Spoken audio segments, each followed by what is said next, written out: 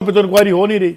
Supreme court के chief justice out going जो हैं वो अपनी साबका है ये हेयरिंग में कह चुके हैं कि जनाब यहाँ तो पैरालिसिस है, ना FIA काम करता है ना कोई और काम करता है। तो जब एक काम हो ही नहीं रहा बल्कि एक और काम करना चाहिए कि 5-4 लाख 3 लाख की जो चोरी है इसके ऊपर पाबंदी लगा दी जाए कि जनाब ये जो अगर 5 मिलियन की है 10 मिलियन की है तो तादीबी कार्रवाई की जाएगी अगर आपने कोई बात की या इस पर कार्रवाई करने की कोशिश की। अभी आप खबर देंगे आगे ये कार्रवाई सर्कुलर नंबर आया FIA का सर्कुलर नंबर ऑर्डर 01/2016 और वो कहता है it has been observe that zonal offices initiate inquiries and investigations against public servants and BS 17 and above or equivalent without the permission of competent authority as prescribed under rule blah blah blah blah.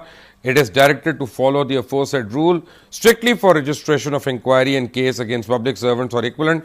The status of a public servant shall be confirmed during verification by concerned Deputy Director. Any violation will be viewed seriously. मेरे पास उर्दू में बता देना जरा आसान लोगों को पता चल जाए। कौमी खजाना लूटने वाले करप्ट अफसरान जो हैं सरकारी अफसरान उनको खुली छूट दे दी गई है। वो कह रहे हैं कि इंक्वायरी से पहले तफ्तीशकारों को उनके खिलाफ इंक्वायरी से पहले इजाजत लेनी पड़ेगी वजारत दाखिला से। मसला ये है कि करप्शन में मुलव्विस ग्रेड 17 या उससे जायद अफसर के खिलाफ बराह रास्त इंक्वायरी या मुकदमा भी दर्ज नहीं हो सकता।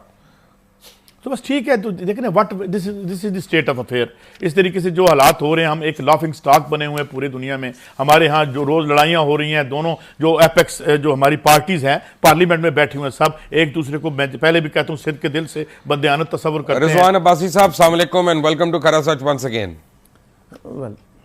वालेकुम अस्सलाम। रिजवान साहब उस दिन मैंने आपको बताया था क्रिमिनल नेग्लिजेंस का, आज मैं आपको दिखा रहा हूँ, आप विटनेस रहिएगा। ये पूरा स्क्रीन पे मैं दिखा रहा हूं थद्दे जो हैं मेरे पास PIA के अंदर 261 अफराद का तो हमें पता है जिनकी जाली डिग्रियां, हमें पता है जिनका उनकी जाली डिग्रियां हैं। आप मुझे बताएं, हम तो बता रहे हैं, पहले भी बता चुके हैं। सवाल यह पैदा होता है कि अगर इस पे एक्शन नहीं लेते तो DG या चेयरमैन या MD किसके खिलाफ कार्रवाई होनी चाहिए? देखें जी, जहाँ तक जाली डिग्रियों का ताल्लुक है, जिन लोगों ने, ये तो कंसर्न इंडिविजुअल्स हैं जिन्होंने फेक डॉक्यूमेंट्स इस्तेमाल किए और जब आपने रिपोर्ट कर दिया और आप सारे डॉक्यूमेंट्स और एविडेंस सामने लेके आ गए तो जो भी कंसर्न डिपार्टमेंट का हेड है जिसका काम है इन डॉक्यूमेंट्स को सिक्रूटनी करना और सिक्रूटनाइज करना, ये डायरेक्टली रिस्पॉन्सिबल हैं। अगर इसके बावजूद, इस इंफॉर्मेशन के बावजूद वो इस बारे में कार्रवाई नहीं करते तो they are directly responsible for that. मैं आता हूं इस पे, लेकिन एक PIA के ऊपर जी सॉरी आप बात कर जी। दूसरा जो है अभी आपने FIA के इंक्वायरी रूल्स का जिक्र किया, ये रूल्स पुराने हैं। इसमें इसका मकसद किसी को बचाना नहीं था, लेकिन अनफॉर्चुनेटली क्योंकि कानून तो मौजूद हैं लेकिन कवानीन का इतलाक दुरुस्त तरीके से नहीं होता या अपनी मर्जी से कानून को जब मोल्ड किया जाता है तो तब ये सिचुएशन पैदा होती है। FIA के रूल्स के मुताबिक, क्योंकि उन्होंने, हमारे यहाँ एक टेंडेंसी है कि हर आदमी के खिलाफ जो है बहुत जल्दी इल्ज़ामात लगा दिए जाते हैं, लिहाजा जब पब्लिक सर्वेंट के खिलाफ कोई इल्ज़ामात लगाए जाएं तो उसकी पहले इंक्वायरी कर ली जाए।